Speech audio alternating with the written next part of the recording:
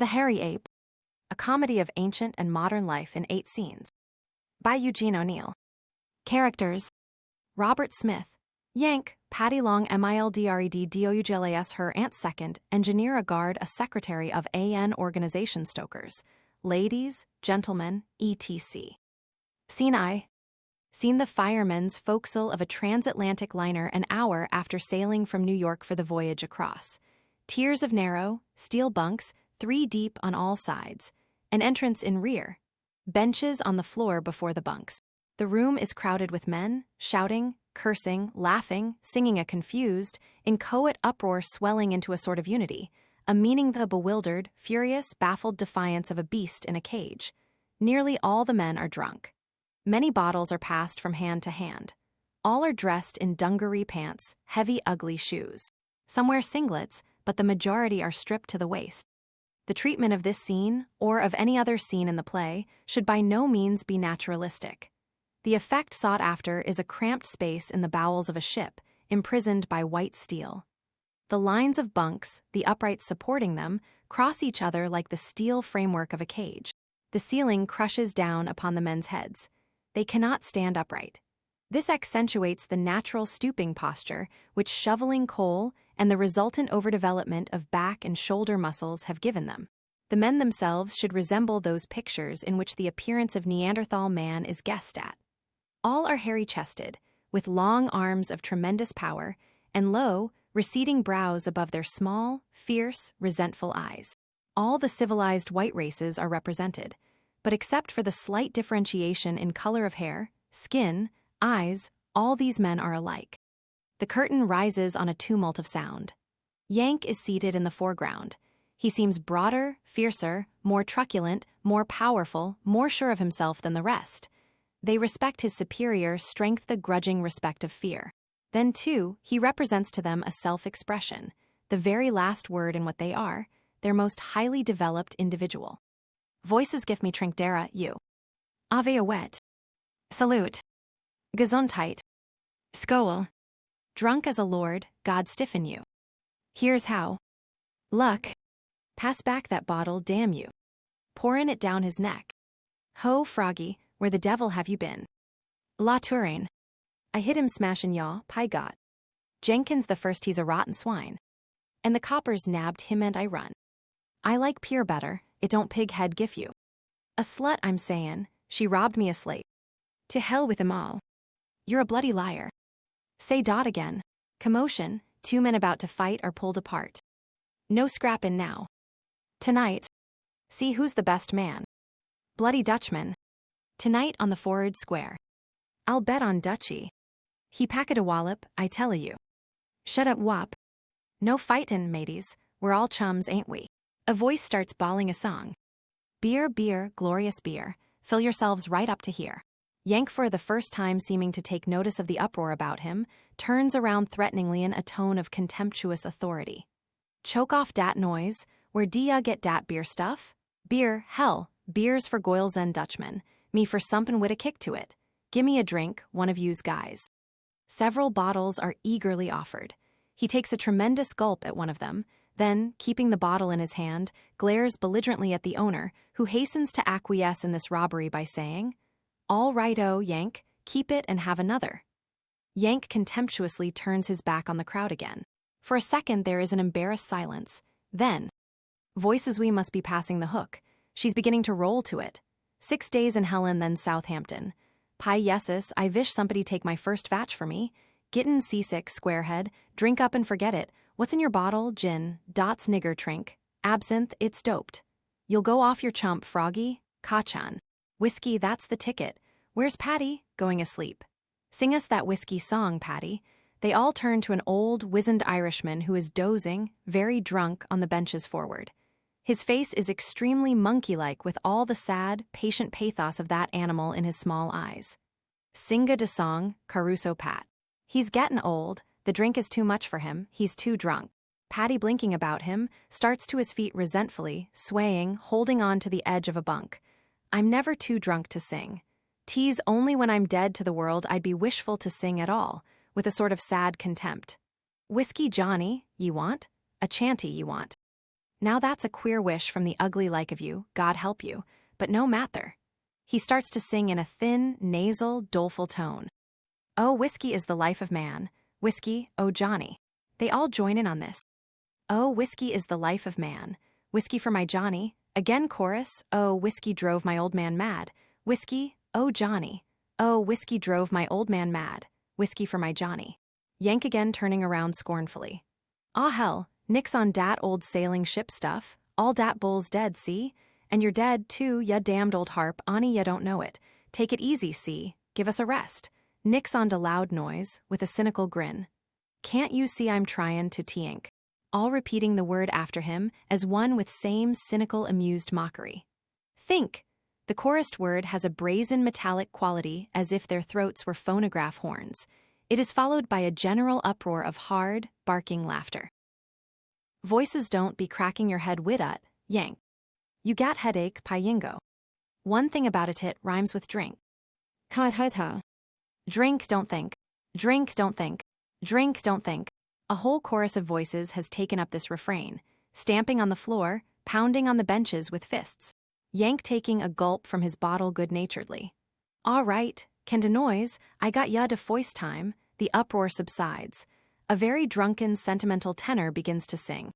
Far away in Canada, far across the sea, there's a lass who fondly waits making a home for me. Yank fiercely contemptuous.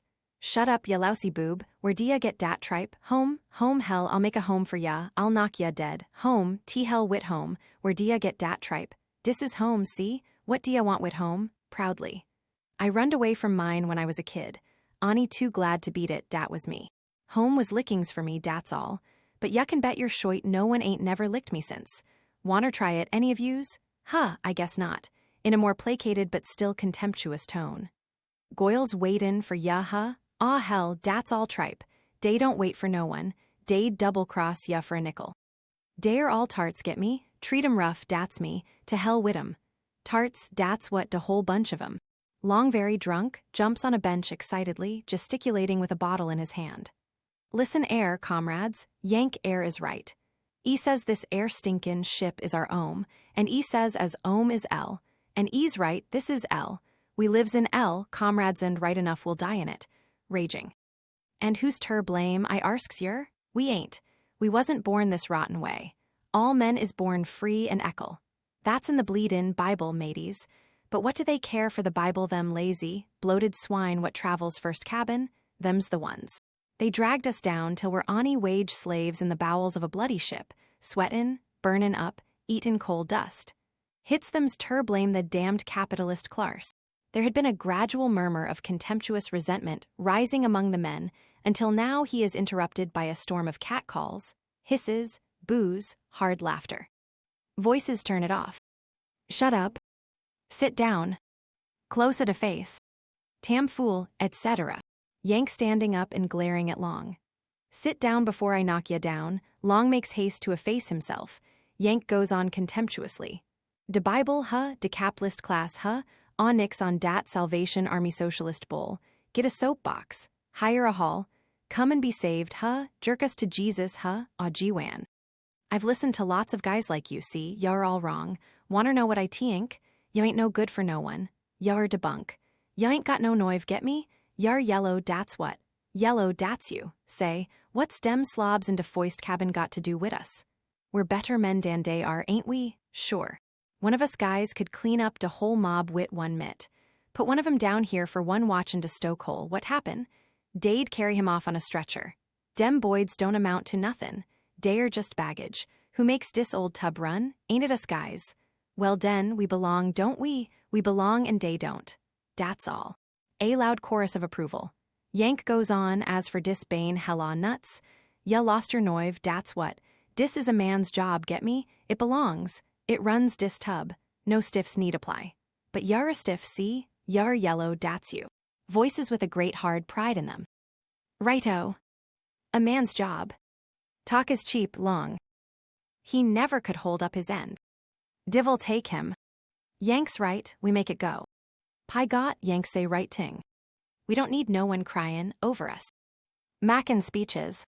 Throw him out. Yellow. Chuck him overboard. I'll break his jaw for him. They crowd around long threateningly. Yank half good-natured again contemptuously. "Aw, take it easy, leave him alone. He ain't worth a punch, drink up, here's how, whoever owns dis." He takes a long swallow from his bottle. All drink with him. In a flash all is hilarious amiability again, backslapping, loud talk, etc. Patty, who has been sitting in a blinking, melancholy daze, suddenly cries out in a voice full of old sorrow. "We belong to this, you're saying? We make the ship to go, you're saying? Yera then, that Almighty God have pity on us." His voice runs into the wail of a keen. He rocks back and forth on his bench. The men stare at him, startled and impressed in spite of themselves. "Oh, to be back in the fine days of my youth, achon. Oh, there was fine beautiful ships them days, clippers, wid tall masts, touching the sky, fine strong men in them, men that was sons of the sea, as if 'twas the mother that bore them. Oh, the clean skins of them, and the clear eyes, the straight backs and full chests of them. Brave men they was, and bold men surely. We'd be sailing out, bound down round the Horn maybe.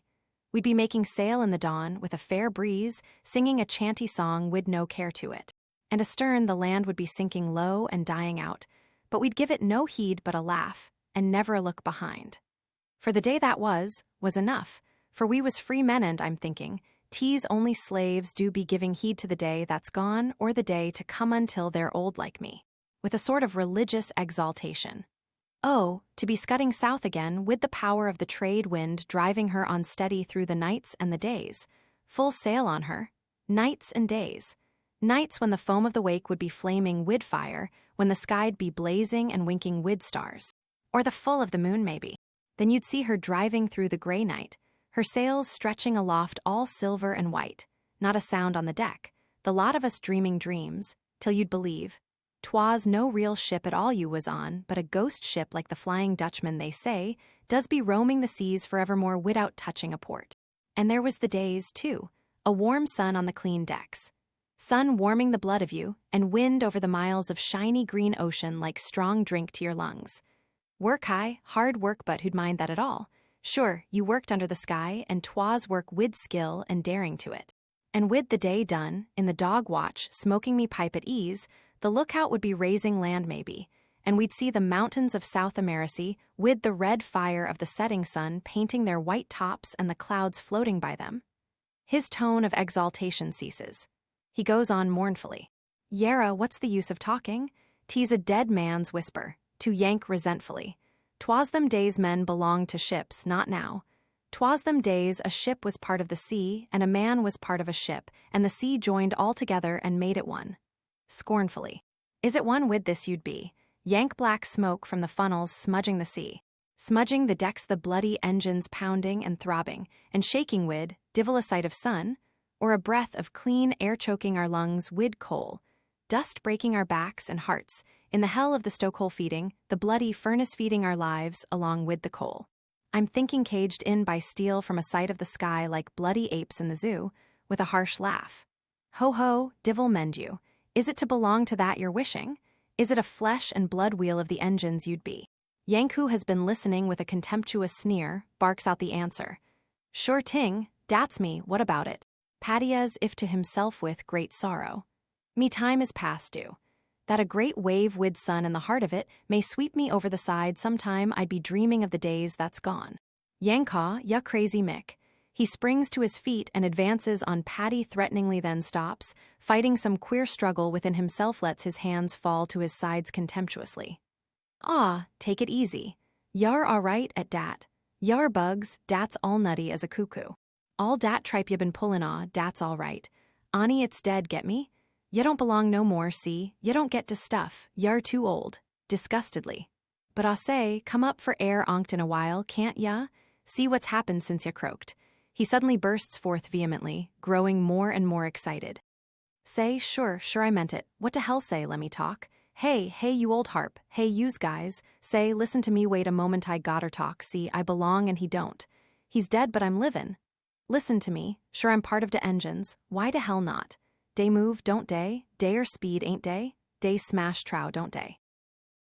25 knots a hour, dat's goin' some, dat's new stuff, dat belongs, but him, he's too old, he gets dizzy. Say, listen. All dat crazy tripe about nights and days, all dat crazy tripe about stars and moons, all dat crazy tripe about suns and winds, fresh air and the rest of it all hell, dat's all a dope dream. Hidden de pipe of de past, dat's what he's doin'. He's old and don't belong no more. But me, I'm young, I'm into pink, I move wid it.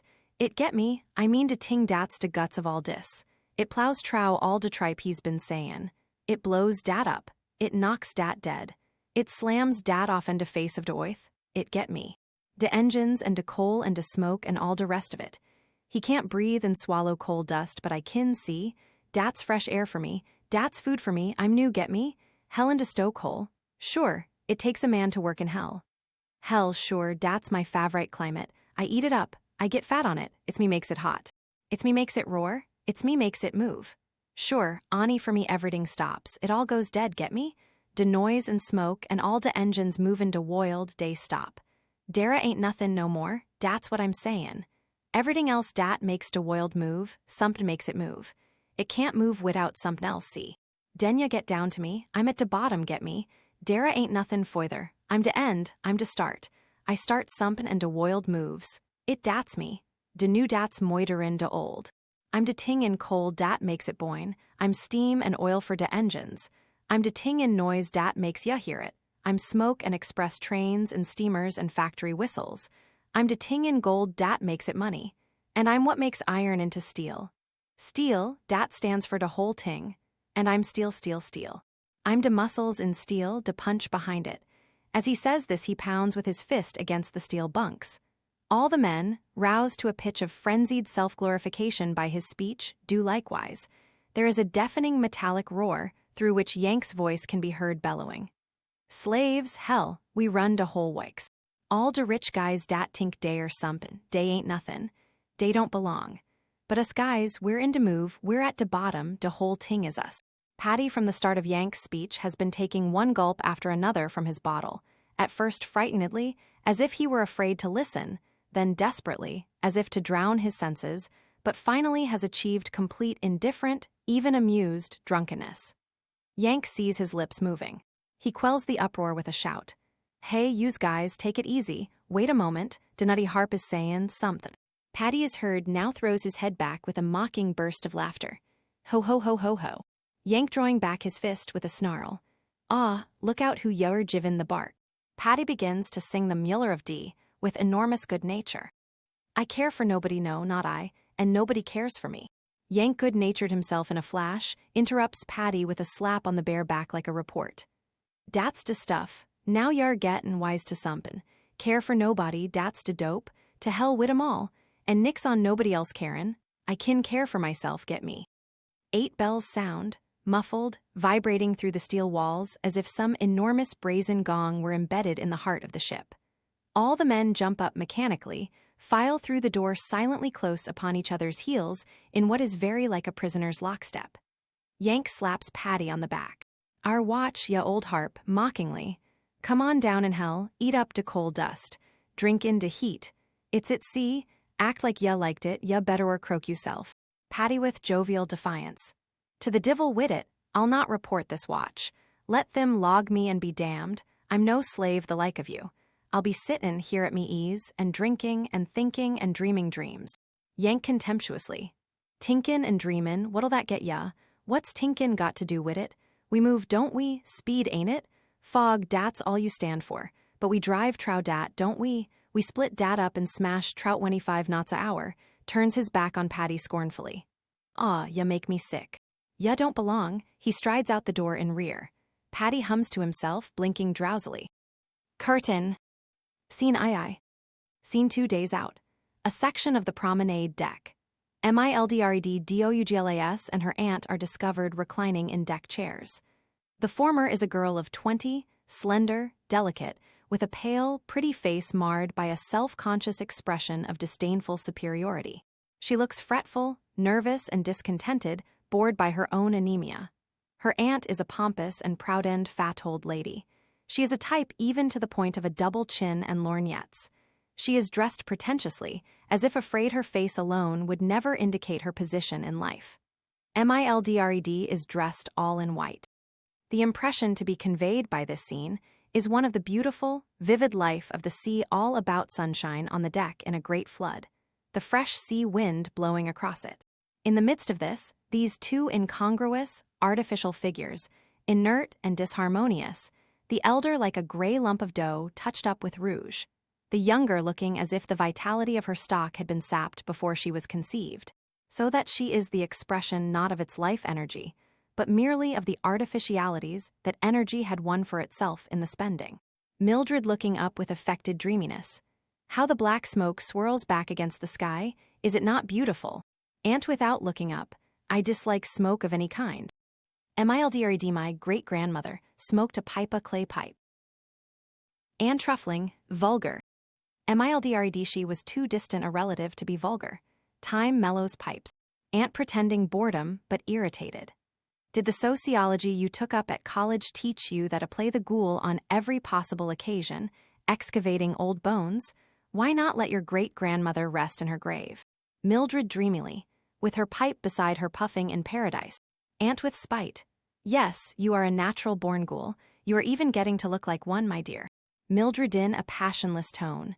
I detest you, Aunt, looking at her critically. Do you know what you remind me of? Of a cold pork pudding against a background of linoleum tablecloth in the kitchen of a, but the possibilities are wearisome. She closes her eyes. Aunt with a bitter laugh. Merci for your candor. But since I am and must be your chaperone in appearance, at least let us patch up some sort of armed truce. For my part, you are quite free to indulge any pose of eccentricity that beguiles you as long as you observe the amenities. Mildred drawling, the inanities. Aunt going on as if she hadn't heard. After exhausting the morbid thrills of social service work on New York's East Side, how they must have hated you. By the way, the poor that you made so much poorer in their own eyes. You are now bent on making your slumming international. Well, I hope Whitecapel will provide the needed nerve tonic. Do not ask me to chaperone you there, however. I told your father I would not. I loathe deformity. We will hire an army of detectives, and you may investigate everything they allow you to see. Mildred protesting with a trace of genuine earnestness. Please do not mock at my attempts to discover how the other half lives. Give me credit for some sort of groping sincerity in that at least. I would like to help them. I would like to be some use in the world. Is it my fault I don't know how? I would like to be sincere, to touch life somewhere, with weary bitterness. But I'm afraid I have neither the vitality nor integrity, all that was burnt out in our stock before I was born. Grandfather's blast furnaces, flaming to the sky, melting steel, making millions then, father keeping those home fires burning, making more millions and little me at the tail end of it all. I'm a waste product in the Bessemer process like the millions. Or rather, I inherit the acquired trait of the byproduct, wealth, but none of the energy, none of the strength of the steel that made it. I am sired by gold and darned by it. As they say at the race, track damned in more ways than one. She laughs mirthlessly. Aunt unimpressed superciliously. You seem to be going in for sincerity today. It isn't becoming to you, really, except as an obvious pose. Be as artificial as you are, I advise. There's a sort of sincerity in that, you know. And after all, you must confess you like that better. Mildred again affected and bored. Yes, I suppose I do. Pardon me for my outburst. When a leopard complains of its spots, it must sound rather grotesque. In a mocking tone. Purr, little leopard. Purr, scratch, tear, kill, gorge yourself, and be happy. Only stay in the jungle where your spots are camouflage. In a cage, they make you conspicuous. I don't know what you're talking about. Mildred, it would be rude to talk about anything to you. Let's just talk. She looks at her wristwatch. Well, thank goodness, it's about time for them to come for me. That ought to give me a new thrill, Aunt. Aunt affectedly troubled. You don't mean to say you're really going? The dirt, the heat must be frightful. Mildred grandfather started as a puddler. I should have inherited an immunity to heat that would make a salamander shiver. It will be fun to put it to the test. Aunt, but don't you have to have the captain's or someone's permission to visit the stokehole? Mildred with a triumphant smile. I have it, both his and the chief engineer's. Oh, they didn't want to at first, in spite of my social service credentials. They didn't seem a bit anxious that I should investigate how the other half lives and works on a ship. So I had to tell them that my father, the president of Nazareth Steel, chairman of the board of directors of this line, had told me it would be all right. And he didn't. MILDRED, how naive age makes one. But I said he did, Aunt. I even said he had given me a letter to them which I had lost, and they were afraid to take the chance that I might be lying. Excitedly. So it's ho, for the stokehole. The second engineer is to escort me, looking at her watch again. It's time. And here he comes, I think. The second engineer enters. He is a husky, fine-looking man of 35 or so. He stops before the two and tips his cap, visibly embarrassed and ill at ease. Second engineer Miss Douglas. MILDRED, yes, throwing off her rugs and getting to her feet. Are we all ready to start? Second engineer, in just a second, ma'am. I'm waiting for the fourth. He's coming along. Mildred with a scornful smile. You don't care to shoulder this responsibility alone, is that it? Second engineer, forcing a smile. Two are better than one. Disturbed by her eyes, glances out to sea, blurts out. A fine day we're having. MILDRED, is it? Second engineer, a nice warm breeze. MILDRED, it feels cold to me. Second engineer, but it's hot enough in the sun. MILDRED, not hot enough for me. I don't like nature. I was never athletic. Second engineer, forcing a smile. Well, you'll find it hot enough where you're going. MILDRED, do you mean hell? Second engineer, flabbergasted, decides to laugh. Ho ho, no, I mean the stokehole. MILDRED, my grandfather was a puddler. He played with boiling steel. Second engineer, all at sea, uneasily. Is that so? You'll excuse me, ma'am, but are you intending to wear that dress? MILDRED, why not? Second engineer, you'll likely rub against oil and dirt. It can't be helped. MILDRED, it doesn't matter. I have lots of white dresses. Second engineer, I have an old coat you might throw over. MILDRED, I have 50 dresses like this. I will throw this one into the sea when I come back. That ought to wash it clean, don't you think? Second engineer, doggedly. There's ladders to climb down that are none too clean in dark alleyways. MILDRED, I will wear this very dress and none other. Second engineer, no offense meant. It's none of my business.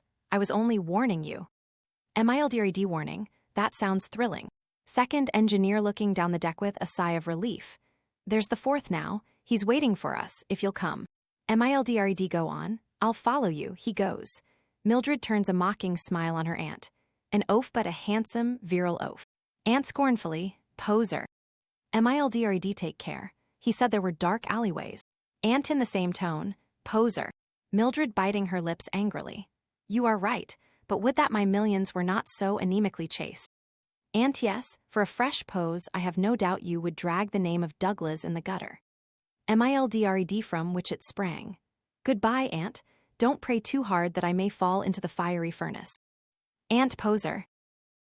Mildred, viciously. Old hag, she slaps her aunt insultingly across the face and walks off, laughing gaily. Aunt screams after her, I said poser. Curtain. Scene I. Seen the stokehole. In the rear, the dimly outlined bulks of the furnaces and boilers. High overhead, one hanging electric bulb sheds just enough light through the murky air laden with coal dust to pile up masses of shadows everywhere. A line of men, stripped to the waist, is before the furnace doors. They bend over, looking neither to right nor left, handling their shovels as if they were part of their bodies, with a strange, awkward, swinging rhythm. They use the shovels to throw open the furnace doors. Then from these fiery, round holes in the black, a flood of terrific light and heat pours full upon the men who are outlined in silhouette in the crouching, inhuman attitudes of chained gorillas. The men shovel with a rhythmic motion, swinging as on a pivot from the coal, which lies in heaps on the floor behind, to hurl it into the flaming mouths before them. There is a tumult of noise, the brazen clang of the furnace doors as they are flung open or slammed shut, the grating, teeth-gritting grind of steel against steel, of crunching coal. This clash of sounds stuns one's ears with its rending dissonance. But there is order in it, rhythm, a mechanical regulated recurrence, a tempo. And rising above all, making the air hum with the quiver of liberated energy, the roar of leaping flames in the furnaces, the monotonous throbbing beat of the engines. As the curtain rises, the furnace doors are shut. The men are taking a breathing spell. One or two are arranging the coal behind them, pulling it into more accessible heaps. The others can be dimly made out leaning on their shovels in relaxed attitudes of exhaustion. Patty from somewhere in the line plaintively. Yera, will this divil's own watch nivir end? Me back is broke, I'm destroyed entirely. Yank from the center of the line with exuberant scorn. Ah, ya make me sick, lie down and croak, why don't ya? Always beefin', dat's you. Say, dis is a cinch. Dis was made for me, it's my meat, get me. A whistle is blown a thin, shrill note from somewhere overhead in the darkness. Yank curses without resentment. Dara's de damn engineer crackin' de whip. He tinks we're loafin'. Patty vindictively, God stiffen him. Yankin an exultant tone of command. Come on, yous guys, get into de game, she's gettin' hungry. Pile some grub in her, throw it into her belly. Come on now, all of yous, open her up. At this last all the men, who have followed his movements of getting into position, throw open their furnace doors with a deafening clang. The fiery light floods over their shoulders as they bend round for the coal. Rivulets of sooty sweat have traced maps on their backs. The enlarged muscles form bunches of high light and shadow. Yank chanting a count as he shovels without seeming effort. 1-2-3 his voice rising exultantly in the joy of battle. Dat's de stuff, let her have it, all toaged her now, sling it into her, let her ride. Shoot de piece now, call de toin on her, drive her into it, feel her move, watch her smoke. Speed, dat's her middle name. Give her coal, use guys, coal, dat's her booze. Drink it up, baby. Let's see ya sprint. Dig in and gain a lap. Dare she go oes this last in the chanting formula of the gallery gods at the 6-day bike race. He slams his furnace door shut. The others do likewise with as much unison as their wearied bodies will permit. The effect is of one fiery eye after another being blotted out with a series of accompanying bangs. Patty groaning. Me back is broke. I'm bait out bait there is a pause. Then the inexorable whistle sounds again from the dim regions above the electric light. There is a growl of cursing rage from all sides. Yank shaking his fist upward contemptuously. Take it easy, Dara, you, who dia tinks runnin' dis game me or you? When I get ready, we move, not before. When I get ready, get me. Voices approvingly, that's the stuff. Yank tell him, py golly. Yank ain't afeard. Goot poi Yank. Give him hell. Tell I am he's a bloody swine. Bloody slave driver. Yank contemptuously. He ain't got no noive. He's yellow, get me? All de engineers is yellow. Dey got streaks a mile wide. Ah, to hell wid him. Let's move, yous guys. We had a rest. Come on, she needs it. Give her pep. It ain't for him. Him and his whistle, dey don't belong. But we belong, see. We got her feed de baby. Come on. He turns and flings his furnace door open. They all follow his lead. At this instant, the second and fourth engineers enter from the darkness on the left with Mildred between them. She starts, turns paler, her pose is crumbling. She shivers with fright in spite of the blazing heat, but forces herself to leave the engineers and take a few steps nearer the men. She is right behind Yank. All this happens quickly while the men have their backs turned. Yank come on, use guys. He is turning to get coal when the whistle sounds again in a peremptory, irritating note. This drives Yank into a sudden fury. While the other men have turned full around and stopped dumbfounded by the spectacle of Mildred standing there in her white dress, Yank does not turn far enough to see her. Besides, his head is thrown back. He blinks upward through the murk trying to find the owner of the whistle. He brandishes his shovel murderously over his head in one hand, pounding on his chest, gorilla-like with the other, shouting, "Toin off dat whistle. Come down oute Dara, ya yellow, brass-buttoned, Belfast bum, ya. Come down and I'll knock your brains out. Ya lousy, stinkin', yellow mood of a Catholic moiterin' bastard. Come down and I'll moiter ya. Pullin' dat whistle on me, huh? I'll show ya, I'll crash your skull in. I'll drive your teat down your throat. I'll slam your nose trowed to back of your head. I'll cut your guts out for a nickel. Ya lousy boob, ya dirty, crummy, muck-eaten son of a." Suddenly, he becomes conscious of all the other men staring at something directly behind his back. He whirls defensively with a snarling, murderous growl, crouching to spring, his lips drawn back over his teeth, his small eyes gleaming ferociously. He sees Mildred, like a white apparition in the full light from the open furnace doors. He glares into her eyes, turned to stone. As for her, during his speech she has listened, paralyzed with horror, terror, her whole personality crushed, beaten in, collapsed, by the terrific impact of this unknown, abysmal brutality, naked and shameless. As she looks at his gorilla face, as his eyes bore into hers, she utters a low, choking cry and shrinks away from him, putting both hands up before her eyes to shut out the sight of his face to protect her own. This startles Yank to a reaction. His mouth falls open, his eyes grow bewildered. Mildred about to faint to the engineers, who now have her one by each arm whimperingly. "Take me away! Oh, the filthy beast!" She faints. They carry her quickly back, disappearing in the darkness at the left, rear. An iron door clangs shut. Rage and bewildered fury rush back on Yank. He feels himself insulted in some unknown fashion in the very heart of his pride. He roars, "God damn ya," and hurls his shovel after them at the door which has just closed. It hits the steel bulkhead with a clang and falls clattering on the steel floor. From overhead, the whistle sounds again in a long, angry, insistent command. Curtain. Scene IV. Scene the firemen's forecastle. Yank's watch has just come off duty and had dinner. Their faces and bodies shine from a soap and water scrubbing, but around their eyes, where a hasty dousing does not touch, the coal dust sticks like black makeup, giving them a queer, sinister expression. Yank has not washed either face or body. He stands out in contrast to them, a blackened, brooding figure. He is seated forward on a bench in the exact attitude of Roddens, the thinker. The others, most of them smoking pipes, are staring at Yank half-apprehensively, as if fearing an outburst. Half-amusedly, as if they saw a joke somewhere that tickled them. Voices he ain't nothin'. Py golly, a faller gat grubbin' him. Divil a lie. Yank feeted a fire, no feeted a face. Haha. He ain't even washed hisself. He's forgot. Hey Yank, you forgot to wash. Yank sullenly, forgot nothin', to hell wit washin'. Voices it'll stick to you. It'll get under your skin. Give yer the bleedin' itch, that's what. It makes spots on you like a leopard. Like a piebald nigger, you mean. Better wash up, Yank. You sleep better. Wash up, Yank. Wash up, wash up. Yank resentfully. I say, yous guys, lemme alone, can't you see I'm tryin' to tink?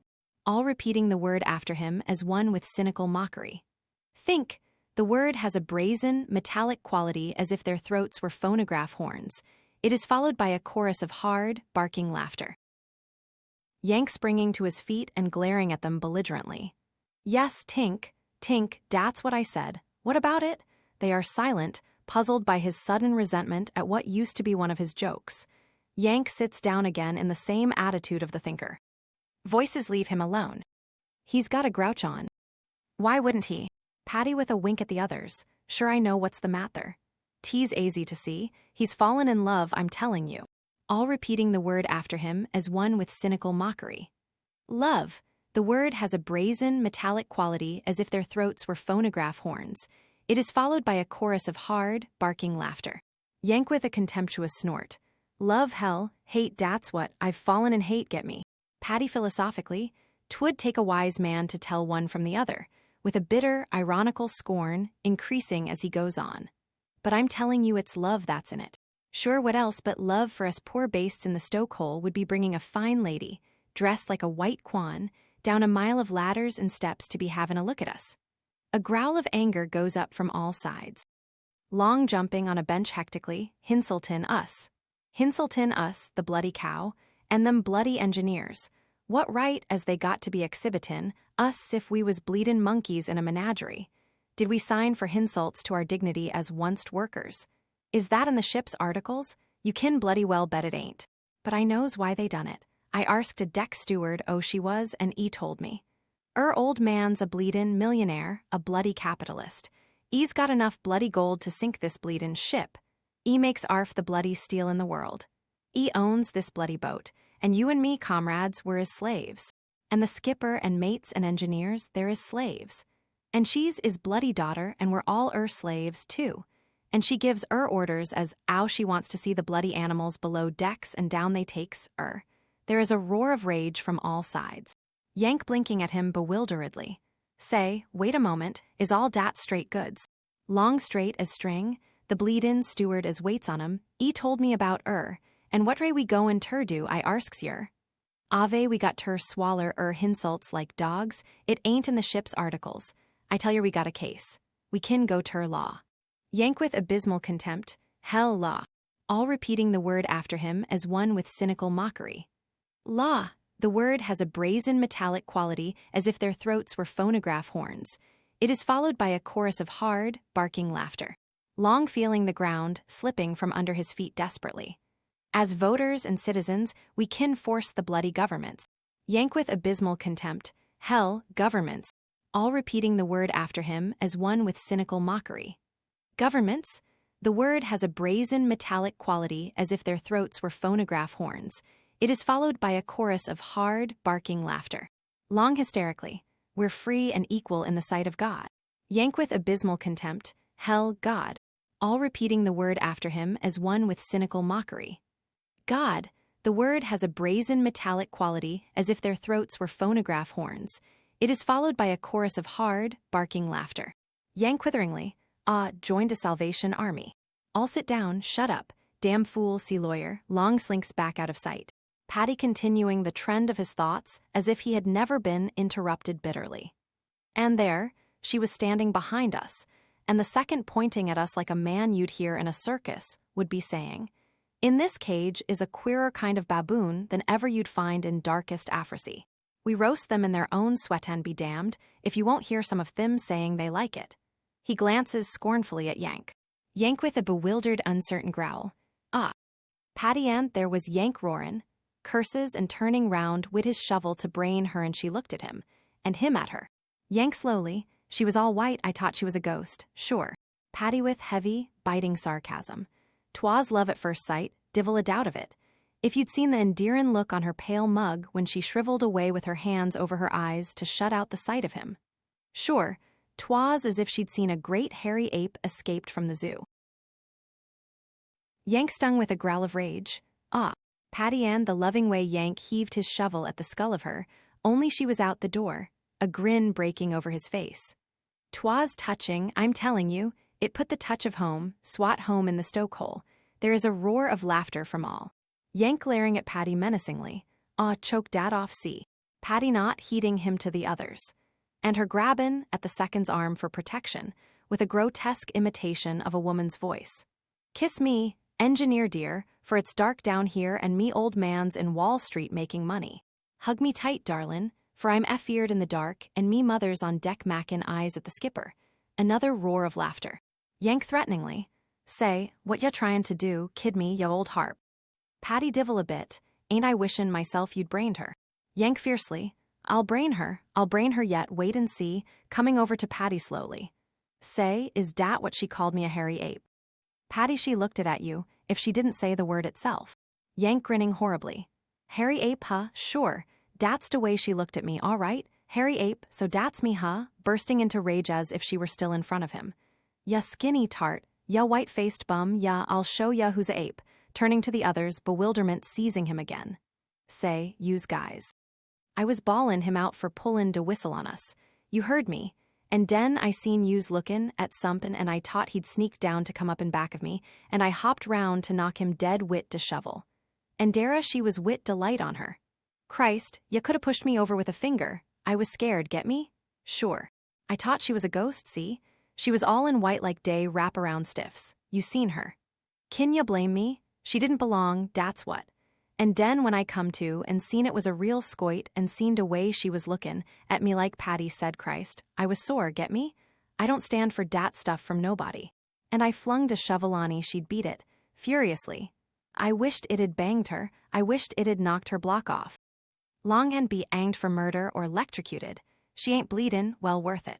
Yank I don't give a damn what, I'd be square wid her, wouldn't I? Tink I want her let her put somethin' over on me. Tink I'm goin' to let her git away wid dat stuff. Ya don't know me. No one ain't never put nothin' over on me and got away wid it, see? Not dat kind of stuff, no guy and no scoit neither. I'll fix her. Maybe she'll come down again.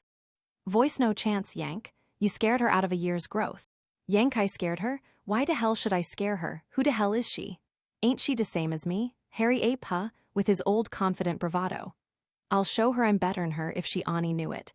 I belong and she don't see, I move and she's dead. 25 knots a hour, dat's me. Dat carries her but I make dat. She's ony baggage, sure, again bewilderedly.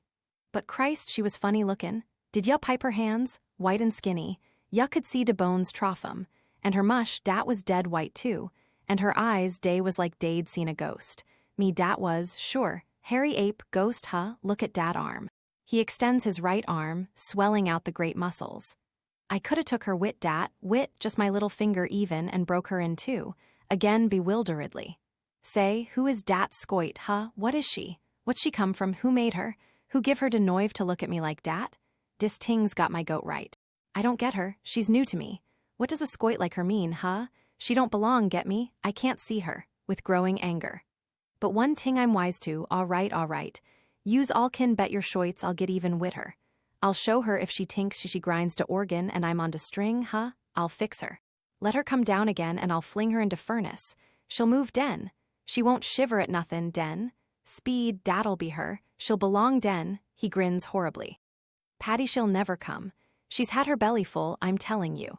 She'll be in bed now, I'm thinking, wid 10 doctors and nurses feedin' her salts to clean the fear out of her. Yank enraged. Ya tink I made her sick too, do ya? Just lookin' at me, huh? Hairy Ape, huh? In a frenzy of rage. I'll fix her. I'll tell her where to get off. She'll get down on her knees and take it back or I'll bust a face offen her, shaking one fist upward and beating on his chest with the other. I'll find ya. I'm common, ya here. I'll fix ya, goddamn ya. He makes a rush for the door. Voices stop him. He'll get shot. He'll murder her. Trip him up. Hold him. He's gone crazy. Got he's strong. Hold him down. Look out for a kick. Pin his arms. They have all piled on him, and, after a fierce struggle, by sheer weight of numbers have borne him to the floor just inside the door. Patty, who has remained detached, cape him down till he's cooled off. Scornfully. Yera Yank, you're a great fool. Is it payin' attention at all you are to the like of that skinny sow without one drop of raw blood in her? Yank frenziedly from the bottom of the heap. She done me doit, didn't she? I'll get square wid her. I'll get her some way. Get offend me, yous guys. Lemme up. I'll show her who's a ape. Curtain. Scene V. Scene 3 weeks later. A corner of 5th Avenue in the 50s on a fine Sunday morning. A general atmosphere of clean, well-tidied wide street. A flood of mellow, tempered sunshine. Genteel breezes. In the rear, the show windows of 2 shops, a jewelry establishment on the corner, a furrier's next to it. Here the adornments of extreme wealth are tantalizingly displayed. The jeweler's window is gaudy with glittering diamonds, emeralds, rubies, pearls, etc., fashioned in ornate tiaras, crowns, necklaces, collars, etc. From each piece hangs an enormous tag from which a dollar sign and numerals in intermittent electric lights wink out the incredible prices. The same in the furriers. Rich furs of all varieties hang there bathed in a downpour of artificial light. The general effect is of a background of magnificence cheapened and made grotesque by commercialism. A background in tawdry disharmony with the clear light and sunshine on the street itself. Up the side street Yank and Long come swaggering. Long is dressed in shore clothes, wears a black Windsor tie, cloth cap. Yank is in his dirty dungarees. A fireman's cap with black peak is cocked defiantly on the side of his head. He has not shaved for days, and around his fierce, resentful eyes as around those of Long, to a lesser degree the black smudge of coal dust still sticks like makeup. They hesitate and stand together at the corner, swaggering, looking about them with a forced, defiant contempt. Long indicating it all with an oratorical gesture. Well, ere we are, 5th Avenue, this airs their bleedin' private lane, as yer might say, bitterly. We're trespassers air, proletarians keep orf the grass. Yank dully, I don't see no grass, ya boob, staring at the sidewalk. Clean, ain't it?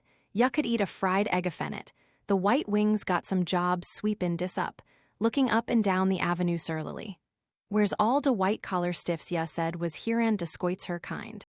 Long in church, blarstum, arskin Jesus to give him more money. Yank choich, huh? I use it or go to choich onk sure when I was a kid. Me old man and woman, dey made me, dey never went themselves dough. Always got too big a head on Sunday mornin', dat was dem, with a grin. Dey was scrappers for fare, bought of dem.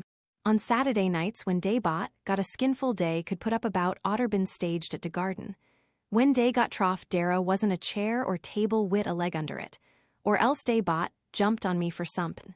Dat was where I loined to take punishment, with a grin and a swagger. I'm a chip offend a old block, get me. Long did your old man follow the sea. Yank na worked along shore. I runned away when me old lady croaked wit de tremens. I helped it truck in and in to market. Den I shipped into Stokehole.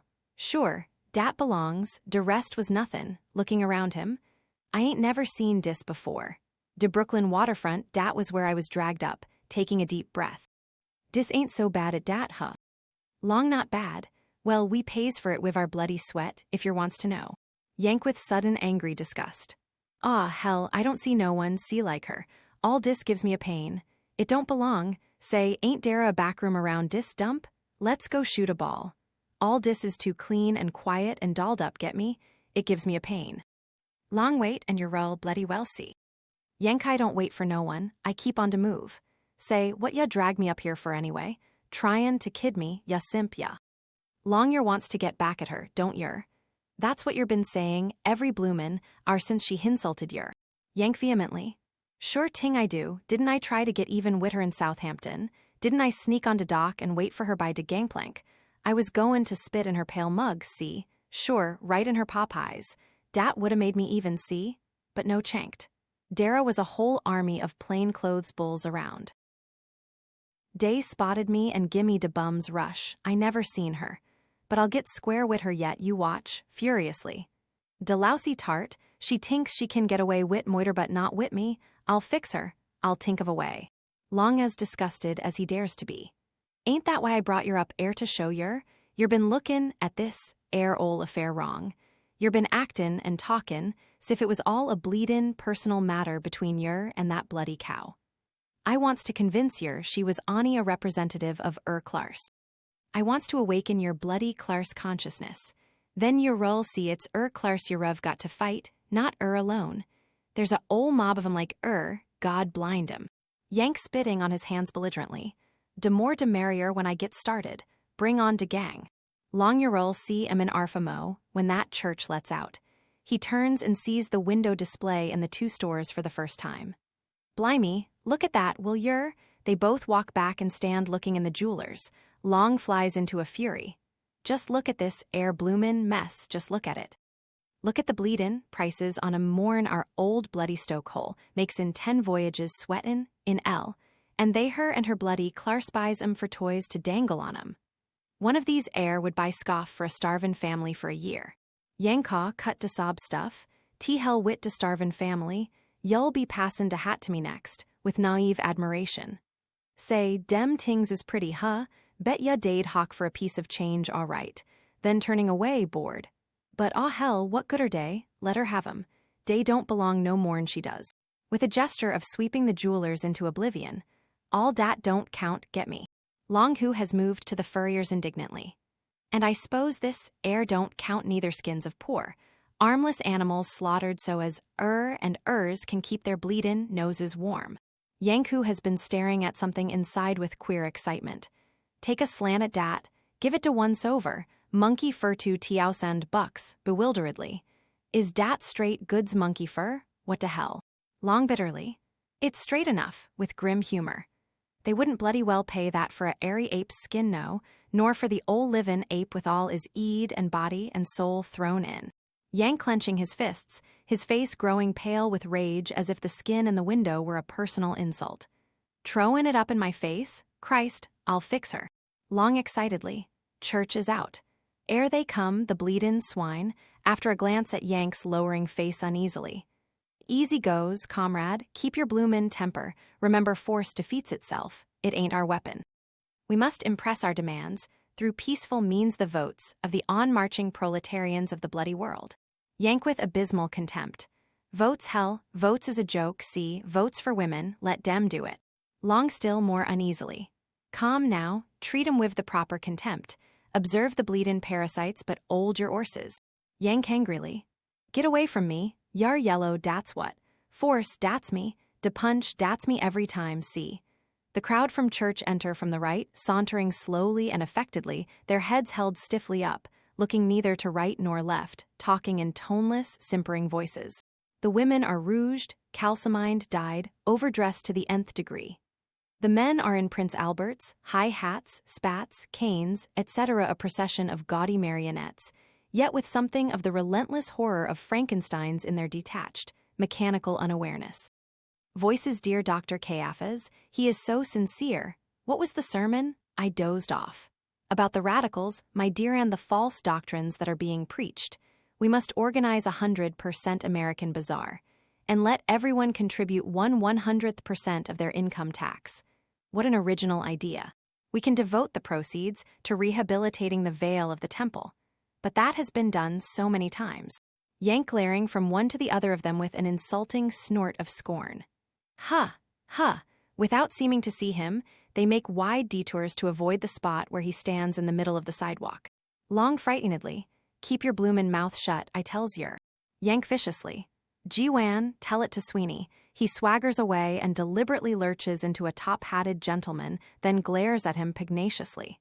Say, who do ya tink yar bumpin'? Tink ya owned oith. Gentleman coldly and affectedly. I beg your pardon. He has not looked at Yank and passes on without a glance, leaving him bewildered. Long rushing up and grabbing Yank's arm. Come away, this wasn't what I meant. Your roll, Ave the bloody coppers down on us. Yank savagely giving him a push that sends him sprawling. Gee-wan. Long picks himself up hysterically. I'll pop orf then, this ain't what I meant. And whatever appends, yer can't blame me, he slinks off left. Yank T hell wit use. He approaches a lady with a vicious grin and a smirking wink. Hello, kiddo, how's every little ting? Got anything on for tonight? I know an old boiler down to de docks we kin crawl into. The lady stalks by without a look, without a change of pace. Yank turns to others insultingly. Holy smokes, what a mug, go hide yourself before de horses shy at ya. Gee, pipe de hiney on dat one. Say, yous ya look like de stoin of a ferryboat. Paint and powder, all dolled up to kill. Ya look like stiffs laid out for de boneyard. Aw, gee-wan, de lot of yous, ya give me de eye ache? Ya don't belong, get me. Look at me, why don't yous dare? I belong, dat's me, pointing to a skyscraper across the street which is in process of construction with bravado. See dat building goin' up dera? See de steel work? Steel, dat's me, yous guys live on it and tink yar sumpin'. But I'm in it, see? I'm de hoistin' engine dat makes it go up. I'm it de inside and bottom of it. Sure, I'm steel and steam and smoke and the rest of it. It moves speed 25 stories up in me at de top and bottom movin'. Yous simps don't move. Yar ani dolls I winds up to seem spin. Yar de garbage, get me de leavin's de ashes we dump over de side. Now what a ya gotto say, but as they seem neither to see nor hear him, he flies into a fury. Bums, pigs, tarts, bitches, he turns in a rage on the men, bumping viciously into them but not jarring them the least bit. Rather it is he who recoils after each collision. He keeps growling. Get off de oith. Gee-wan, ya bum. Look where you're goin', can't ya? Get oute here. Fight, why don't ya? Put up your mitts. Don't be a dog, fight or I'll knock ya dead. But without seeming to see him, they all answer with mechanical affected politeness. I beg your pardon. Then at a cry from one of the women, they all scurry to the furrier's window. The woman ecstatically, with a gasp of delight. Monkey fur, the whole crowd of men and women chorus after her in the same tone of affected delight. Monkey fur. Yank with a jerk of his head back on his shoulders, as if he had received a punch full in the face raging. I see ya, all in white. I see ya, ya white-faced tart, ya, hairy ape, huh?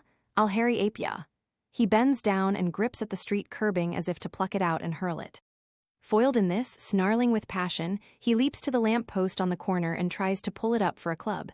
Just at that moment, a bus is heard rumbling up. A fat, high-hatted, spatted gentleman runs out from the side street. He calls out plaintively, "Bus, bus, stop there," and runs full tilt into the bending, straining Yank, who is bowled off his balance. Yank seeing a fight with a roar of joy as he springs to his feet. At last, bus, huh, I'll bust ya. He lets drive a terrific swing, his fist landing full on the fat gentleman's face. But the gentleman stands unmoved as if nothing had happened. Gentleman, I beg your pardon, then irritably. You have made me lose my bus. He claps his hands and begins to scream. Officer, officer. Many police whistles shrill out on the instant, and a whole platoon of policemen rush in on Yank from all sides. He tries to fight but is clubbed to the pavement and fallen upon. The crowd at the window have not moved or noticed this disturbance. The clanging gong of the patrol wagon approaches with a clamoring din. Curtain. Scene VI. Scene night of the following day. A row of cells in the prison on Blackwell's Island. The cells extend back diagonally from right front to left rear. They do not stop, but disappear in the dark background as if they ran on, numberless, into infinity. One electric bulb from the low ceiling of the narrow corridor sheds its light through the heavy steel bars of the cell at the extreme front and reveals part of the interior. Yank can be seen within, crouched on the edge of his cot in the attitude of Rodden's The Thinker. His face is spotted with black and blue bruises. A blood-stained bandage is wrapped around his head. Yank, suddenly starting as if awakening from a dream, reaches out and shakes the bars aloud to himself, wonderingly. "Steel, dis is de zoo, huh?" A burst of hard, barking laughter comes from the unseen occupants of the cells, runs back down the tier, and abruptly ceases. Voices mockingly. "The zoo? That's a new name for this Koopa damn good name. Steel, eh? You said a mouthful. This is the old iron house. Who is that boob talkin'?" He's the bloke they brung in out of his head. The bulls had beat him up fierce. Yank dully, "I must have been dreamin'. I taught I was in a cage at de zoo, but de apes don't talk, do they?" Voices with mocking laughter. "You're in a cage, all right. A coop. A pen. A sty. A kennel." Hard laughter, a pause. "Say, guy, who are you? No, never mind lying. What are you?" "Yes, tell us your sad story. What's your game?" "What did they jug ya for?" Yank dully, "I was a fireman stockin' on de liners." Then, with sudden rage, rattling his cell bars. "I'm a hairy ape, get me? And I'll bust yous all into jaw if ya don't lay off kiddin' me." Voices, "Huh, you're a hard-boiled duck, ain't you? When you spit, it bounces." Laughter. "Aw, Kennett, he's a regular guy, ain't you?" "What did he say he was a ape?" Yank defiantly. "Sure ting, ain't dat what yous all are apes?" A silence, then a furious rattling of bars from down the corridor. A voice thick with rage. "I'll show ya who's a ape, ya bum." Voices SSSHH, nix. Canned noise. Piano.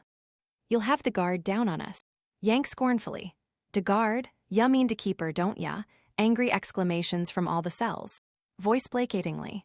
"Aw, don't pay no attention to him. He's off his nut from the beatin' up he got. Say, you guy, we're waitin' to hear what they landed you for, ain't ya tellin'?" Yank, "Sure, I'll tell yous. Sure, why de hell not? Ani yous won't get me. Nobody gets me but me, see? I started to tell de judge and all he says was, 'Toity days to tink it over.' Tink it over? Christ, dat's all I been doin' for weeks." After a pause. "I was tryin' to get even wit someone, see? Someone dat done me doit." Voices cynically. "De old stuff, I bet, you're goil, huh? Give ya the double cross, huh? That's them every time. Did ya beat up de otter guy?" Yank disgustedly. "Aw, you're all wrong. Sure, Dara was a scoit in it, but not what yous mean, not dat old tripe. Dis was a new kind of scoit. She was dolled up all in whitened a stokehole. I taught she was a ghost." "Sure." A pause. Voices whispering. "Gee, he's still nutty. Let him rave, it's fun listin' in." Yank unheeding, groping in his thoughts. Her hand's day was skinny, and white like day wasn't real but painted on somepin'. Dara was a million miles from me to her 25 knots a hour. She was like some dead ting de cat brung in. Sure, dat's what? She didn't belong. She belonged in de window of a toy store, or on de top of a garbage can, see? Sure, he breaks out angrily. But would ya believe it, she had de noive to do me doit. She lamped me like she was seein', somepin' broke loose from de menagerie. Christ, yud oughter seen her eyes. He rattles the bars of his cell furiously. "But I'll get back at her yet, you watch. And if I can't find her, I'll take it out on de gang she runs wit. I'm wise to where day hangs out now. I'll show her who belongs. I'll show her who's in de move and who ain't. You watch my smoke." Voices serious and joking. "Dat's de talkin'. Take her for all she's got." What was this dame anyway? Who was she, eh? Yank I dunno. First cabin stiff. Her old man's a millionaire, Day says name of Douglas. Voices Douglas. That's the president of the Steel Trust, I bet. Sure, I seen his mug in de papers. He's filthy with dough. Voice, hey, feller, take a tip from me. If you want to get back at that dame, you better join the Wobblies. You'll get some action then. Yank Wobblies, what de hell's dat? Voice, ain't you ever heard of the IWW? Yank, nah, what is it? Voice, a gang of blokes, a tough gang. I been readin' about 'em today in the paper. The guard give me the Sunday Times. There's a long spiel about 'em. It's from a speech made in the Senate by a guy named Senator Queen. He is in the cell next to Yank's. There is a rustling of paper. Wait till I see if I got light enough and I'll read you. Listen. He reads. There is a menace existing in this country today which threatens the vitals of our fair republicas, foul a menace against the very lifeblood of the American eagle, as was the foul conspiracy of Catiline against the eagles of ancient Rome. Voice disgustedly, ah hell, tell him to salt detail of dat eagle. Voice reading, I refer to that devil's brew of rascals, jailbirds, murderers, and cutthroats who libel all honest working men by calling themselves the industrial workers of the world. But in the light of their nefarious plots, I call them the industrious wreckers of the world. Yank with vengeful satisfaction. Wreckers, dat's de right dope, dat belongs me for dem. Voice SSSHH. Reading. This fiendish organization is a foul ulcer on the fair body of our democracy. Voice democracy hell. Give him the Boyd, fellers the raspberry, they do. Voice SSSHH. Reading. Like Cato I say to this Senate, the IWW must be destroyed. For they represent an ever-present dagger pointed at the heart of the greatest nation the world has ever known, where all men are born free and equal, with equal opportunities to all, where the founding fathers have guaranteed to each one happiness, where truth, honor, liberty, justice, and the brotherhood of man are a religion absorbed with one's mother's milk, taught at our father's knee, sealed, signed, and stamped upon in the glorious Constitution of these United States. A perfect storm of hisses, catcalls, boos, and hard laughter. Voices scornfully, hurrah for the 4th of July. Pas de hat. Liberty. Justice. Honor. Opportunity. Brotherhood. All with abysmal scorn. Ah hell. Voice give that Queen's Senator guy the bark. All Tojder now 1-2 trie terrific chorus of barking and yapping. Guard from a distance. Quiet there, use or I'll get the hose, the noise subsides. Yank with growling rage. I'd like to catch dat Senator guy alone for a second, I'd loin him some trut. Voice SSSHH, here's where he gets down to cases on the wobblies. Reads, they plot with fire in one hand and dynamite in the other. They stop not before murder to gain their ends, nor at the outraging of defenseless womanhood. They would tear down society, put the lowest scum in the seats of the mighty, turn Almighty God's revealed plan for the world topsy-turvy, and make of our sweet and lovely civilization a shambles, a desolation where man, God's masterpiece, would soon degenerate back to the ape. Voice to Yank, hey you guy, there's your ape stuff again. Yank with a growl of fury. I got him, so dey blow up tings, do dey turn tings round, do dey, hey lend me dat paper will ya. Voice sure, give it to him. Ani keep it to yourself, see, we don't wanter listen to no more of that slop. Voice here you are, hide it under your mattress. Yank reaching out, tanks, I can't read much but I can manage. He sits, the paper in the hand at his side, in the attitude of Rodden's the thinker. A pause, several snores from down the corridor. Suddenly Yank jumps to his feet with a furious groan as if some appalling thought had crashed on him bewilderedly. Sure her old man president of de Steel, trust makes half de Steel into world steelware, I taught I belong driven, trow movin in data, make her and cage me in for her to spit on. Christ he shakes the bars of his cell door till the whole tier trembles. Irritated, protesting exclamations from those awakened or trying to get to sleep. He made dis cage, steel, it don't belong, dat's what. Cages, cells, locks, bolts, bars, dat's what it means. Holdin' me down wid him at de top, but I'll drive trow, fire, dat melts it. I'll be fire under to heap fire, dat never goes out hot as hell breakin'. Out in de night while, he has been saying this last, he has shaken his cell door to a clanging accompaniment. As he comes to the break-in out, he seizes one bar with both hands, and putting his 2 feet up against the others so that his position is parallel to the floor like a monkey's, he gives a great wrench backwards. The bar bends like a licorice stick under his tremendous strength. Just at this moment, the prison guard rushes in, dragging a hose behind him. Guard angrily, I'll loin use bums to wake me up, sees Yank. Hello, it's you, huh? Got the DTS, hey? Well, I'll cure 'em, I'll drown your snakes for ya, noticing the bar. Hell, look at dat bar bended, Ani a bug is strong enough for dat. Yank glaring at him. Or a hairy ape, ya big yellow bum, look out, here I come, he grabs another bar. Guard scared now yelling off left. Toin de hoos on, Ben, full pressure, and call to others and a straight jacket. The curtain is falling. As it hides Yank from view, there is a splattering smash as the stream of water hits the steel of Yank's cell. Curtain. Scene vi. Seen nearly a month later.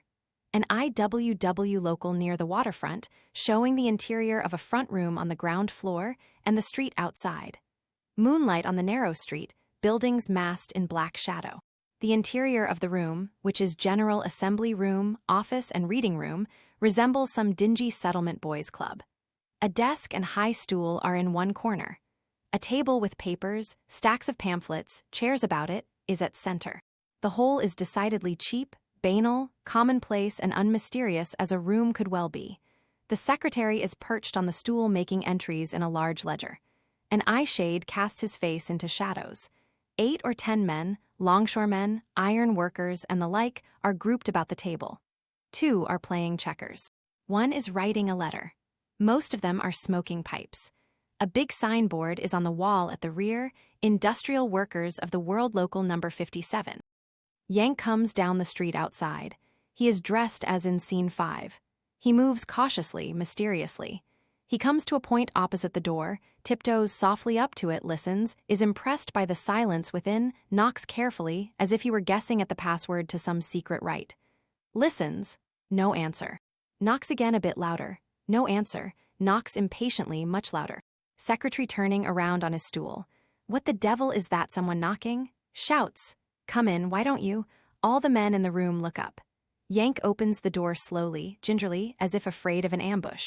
He looks around for secret doors, mystery, is taken aback by the commonplaceness of the room and the men in it, thinks he may have gotten in the wrong place, then sees the signboard on the wall and is reassured.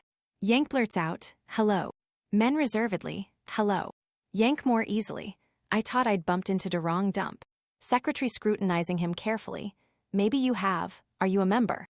Yank nah, not yet, that's what I come for to join. Secretary, that's easy, what's your job longshore? Yank nah, fireman stoker on the liners. Secretary with satisfaction. Welcome to our city. Glad to know you people are waking up at last. We haven't got many members in your line. Yank nah, they are all dead to the world. Secretary, well, you can help to wake 'em. What's your name? I'll make out your card. Yank confused. Name, lemme think. Secretary sharply, don't you know your own name? Yank sure, but I been just Yank for so long, Bob. Dat's it, Bob Smith. Secretary writing, Robert Smith, fills out the rest of card. Here you are, cost you $50. Yank is dat all 4 bits? Dat's easy, gives the secretary the money. Secretary throwing it in drawer. Thanks, well, make yourself at home, no introductions needed. There's literature on the table. Take some of those pamphlets with you to distribute aboard ship. They may bring results. Sow the seed, only go about it right, don't get caught and fired. We got plenty out of work. What we need is men who can hold their jobs and work for us at the same time. Yank sure, but he still stands, embarrassed and uneasy. Secretary looking at him curiously. What did you knock for? Think we had a coon in uniform to open doors. Yank nah, I thought it was locked and, dat yud wanter give me the once over trow a peephole, or somethin' to see if I was right. Secretary alert and suspicious, but with an easy laugh. Think we were running a crap game? That door is never locked. What put that in your nut? Yank with a knowing grin, convinced that this is all camouflage, a part of the secrecy. Disburg is full of bulls, ain't it? Secretary sharply, what have the cops got to do with us? We're breaking no laws. Yank with a knowing wink. Sure, yous wouldn't for wilds, sure, I'm wise to dat. Secretary, you seem to be wise to a lot of stuff none of us knows about. Yank with another wink. Aw, dat's all right, see, then made a bit resentful by the suspicious glances from all sides. Aw, can it? Yous needn't put me trow de toy degree. Can't yous see I belong? Sure, I'm reglar, I'll stick, get me? I'll shoot de woiks for yous, dat's why I wanted to join in. Secretary breezily, feeling him out. That's the right spirit. Only are you sure you understand what you've joined? It's all plain and above board. Still, some guys get a wrong slant on us. Sharply. What's your notion of the purpose of the IWW? Yanka, I know all about it. Secretary sarcastically. Well, give us some of your valuable information. Yank cunningly. I know enough not to speak oute my toin, then resentfully again. Aw, say, I'm reglar, I'm wise to de game. I know ya got to watch your step wid a stranger. For all yous know, I might be a plainclothes stick, or sompin', dat's what y'are tinkin', huh? Aw, forget it, I belong see. Ask any guy down to de docks if I don't. Secretary, who said you didn't? Yank after I'm initiated, I'll show ya. Secretary astounded. Initiated, there's no initiation. Yank disappointed. Ain't there no password, no grip, nor nothin'. Secretary, what, you think this, is the Elks or the Black Hand? Yank de Elks hell, de Black Hand, dey are a lot of yellow backstikin jinnies. Nah, dis is a man's gang, ain't it? Secretary, you said it. That's why we stand on our 2 feet in the open. We got no secrets. Yank surprised, but admiringly. Ya mean to say ya always run wide open like dis? Secretary, exactly. Yank den, ya sure got your noive wit use. Secretary sharply. Just what was it made you want to join us? Come out with that straight. Yank, ya call me? Well, I got noive too. Here's my hand. Ya wanter blow tings up, don't ya? Well, dat's me, I belong. Secretary with pretended carelessness. You mean change the unequal conditions of society by legitimate direct action or with dynamite. Yank dynamite. Blow it offend to oith steal all de cages all de factories, steamers, buildings, jails to steel trust, and all dat makes it go. Secretary, so that's your idea, eh? And did you have any special job in that line you wanted to propose to us? He makes a sign to the men, who get up cautiously one by one and group behind Yank. Yank boldly. Sure, I'll come out wid it. I'll show you's I'm one of de gang. Dara's dat millionaire guy, Douglas. Secretary President of the Steel Trust, you mean? Do you want to assassinate him? Yank, nah, dat don't get ya nothin'. I mean blow up de factory de Woikes where he makes de steel. Dat's what I'm after, to blow up de steel, knock all de steel into woiled up to de moon. Dat'll fix tings, eagerly with a touch of bravado. I'll do it by me lonesome. I'll show ya. Tell me where his Woikes is, how to get there, all de dope. Gimme de stuff, de old butter and watch me do de rest. Watch de smoke and see it move. I don't give a damn if dey nab me long as it's done. I'll soive life for it and give him de laugh, half to himself. And I'll write her a letter and tell her de Hairy Ape done it. Dat'll square tings. Secretary stepping away from Yank. Very interesting. He gives a signal. The men, huskies all, throw themselves on Yank, and before he knows it they have his legs and arms pinioned. But he is too flabbergasted to make a struggle anyway. They feel him over for weapons. Man no gat, no knife. Shall we give him what's what and put the boots to him? Secretary, no. He isn't worth the trouble we'd get into. He's too stupid. He comes closer and laughs mockingly in Yank's face. Ho ho, by God, this is the biggest joke they've put up on us yet. Hey, you joke. Who sent you, Burns or Pinkerton? No, by God, you're such a bonehead I'll bet you're in the Secret Service. Well, you dirty spy, you rotten agent provocator, you can go back and tell whatever skunk is paying you blood money for betraying your brothers that he's wasting his coin.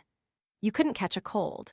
And tell him that all he'll ever get on us, or ever has got, is just his own sneaking plots that he's framed up to put us in jail. We are what our manifesto says we are, neither more or less, and we'll give him a copy of that any time he calls. And as for you, he glares scornfully at Yank, who is sunk in an oblivious stupor. Oh, hell, what's the use of talking? You're a brainless ape. Yank aroused by the word to fierce but futile struggles. What's dat? Ya sheeny bum, ya. Secretary, throw him out, boys.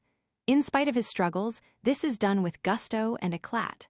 Propelled by several parting kicks, Yank lands sprawling in the middle of the narrow, cobbled street. With a growl, he starts to get up and storm the closed door, but stops bewildered by the confusion in his brain, pathetically impotent. He sits there, brooding, in as near to the attitude of Rodden's thinker as he can get in his position. Yank bitterly. So dem boys don't tink I belong neater? Ah, to hell wid 'em.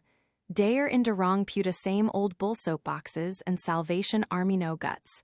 Cut out an hour offend a job a day and make me happy. Gimme $1 more a day and make me happy. Tree square a day and cauliflowers into front yardeckle writes a woman and kids a lousy votand I'm all fixed for Jesus, huh? Aw, hell, what does dat get ya? Dis tings in your inside, but it ain't your belly. Feed in your face sinkers and coffee dat don't touch it. It's way down at de bottom. Ya can't grab it and ya can't stop it. It moves and everything moves. It stops and de whole world stops. Dat's me now I don't tick, see? A busted in Jersall, dat's what. Steel was me and I owned de woiled. Now I ain't steel and de woiled owns me. Aw hell, I can't see, it's all dark, get me? It's all wrong. He turns a bitter mocking face up like an ape gibbering at the moon. Say, use up Dara, man and de moon, ya look so wise, gimme de answer, huh? Slip me de inside dope, de information right from de stable where do I get off at, huh? A policeman who has come up the street in time to hear this last with grim humor. You'll get off at the station, you boob, if you don't get up out of that and keep movin'. Yank looking up at him with a hard, bitter laugh. Sure, lock me up, put me in a cage, dat's de onny answer you know, Gwan lock me up. Policeman what you been doin'? Yank enough to gimme life for, I was born see. Sure, dat's de charge, write it in de blotter, I was born get me. Policeman jocosely. God pity your old woman, then matter of fact. But I've no time for kidding, you're soused. I'd run you in but it's too long a walk to the station. Come on now, get up or I'll fan your ears with this club. Beat it now. He hauls Yank to his feet. Yank in a vague mocking tone. Say, where do I go from here? Policeman giving him a push with a grin, indifferently. Go to hell. Curtain. Scene VII. Scene twilight of the next day. The monkey house at the zoo.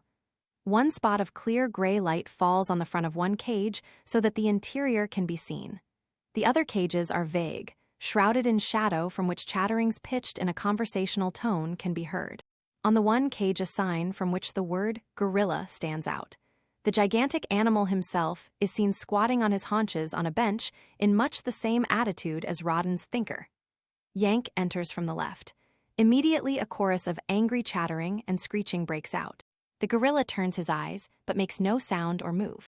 Yank with a hard, bitter laugh. Welcome to your city, huh? Hail, hail, de gangs all here? At the sound of his voice, the chattering dies away into an attentive silence. Yank walks up to the gorilla's cage and, leaning over the railing, stares in at its occupant, who stares back at him, silent and motionless. There is a pause of dead stillness. Then Yank begins to talk in a friendly, confidential tone, half mockingly, but with a deep undercurrent of sympathy. Say, ya are some hard-looking guy, ain't ya? I seen lots of tough nuts dat de gang called gorillas, but ya are de foist real one I ever seen. Some chest ya got, and shoulders, and dem arms and mitts. I bet ya got a punch an eider fist dat knock 'em all silly, this with genuine admiration. The gorilla, as if he understood, stands upright, swelling out his chest and pounding on it with his fist. Yank grins sympathetically. Sure, I get ya. Ya challenged a whole world, huh? Ya got what I was sayin', even if ya muffed de woids. Then bitterness creeping in. And why wouldn't ya get me? Ain't we both members of de same club de Hairy Apes? They stare at each other a pause, then Yank goes on slowly and bitterly. So ya are what she seen when she looked at me, de white-faced tart. I was you to her, get me? Ani oute de cage broke out free to moiter her, see? Sure, dat's what she taught. She wasn't wise dat I was in a cage, too worser'n yours sure a damn sight cause you got some chank to bust loose but me he grows confused. Aw hell, it's all wrong, ain't it? A pause. I s'pose ya wanter know what I'm doin' here, huh? I been warmin' a bench down to de battery ever since last night. Sure, I seen de sun come up. Dat was pretty, too all red and pink and green. I was lookin' at de skyscraper stealin' all de ships comin' in, sailin' out, all over de oithen day was steel, too. De sun was warm, day wasn't no clouds, and dera was a breeze blowin'. Sure, it was great stuff. I got it all right what Patty said about dat bane, de right dopani I couldn't get in it, see. I couldn't belong in dat, it was over my head. And I kept tinkin' and den, I beat it up here to see what yous was like. And I waited till day was all gone to get yar alone. Say, how do ya feel sittin' in dat pen all de time, havin' to stand for 'em common and starin' at yada white-faced. Skinny tarts and de boobs what marry a mackin' fun of ya, laughin' at ya, gittin' scared of ya damn 'em. He pounds on the rail with his fist. The gorilla rattles the bars of his cage and snarls. All the other monkeys set up an angry chattering in the darkness. Yank goes on excitedly. Sure, dat's de way it hits me too. Ani ya are lucky, see? Ya don't belong wid 'em and ya know it. But me, I belong wid 'em but I don't, see? Dey don't belong wid me, dat's what. Get me. Tinkin is hard. He passes one hand across his forehead with a painful gesture. The gorilla growls impatiently. Yank goes on gropingly. It's dis way, what I'm driven at. Yous can sit and dope dream into past, greenwoods, de jungle, and de rest of it. Den ya belong and dey don't. Den ya kin laugh at 'em, see. Ya are de champ of de woild. But me I ain't got no past to tink in, nor nothin' dat's common, ani what's now'n dat don't belong. Sure, you're de best off, ya can't tink, can ya? Ya can't talk neither.